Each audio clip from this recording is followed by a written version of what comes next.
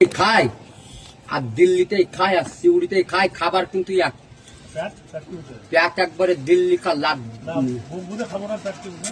প্যাট বুঝে ছাড়বো না। মানে একটাই প্রশ্ন, খাবার প্যাটের লেগে কত ঝুনা কুটিনার ছুটি বেড়ায়, কখনো সাগর দিঘি, কখনো ঝাড়খন্ড, কখনো মালদা, কখনো কুচবিহার।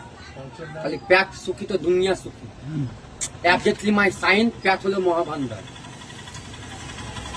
প্যাট যদি না থাকতো মানুষের গাড়ি চালাইতো না, লরিও চলতো না, মমতাও যুদ্ধ করতো না দেশে, কিন্তু প্যাটের লেগে।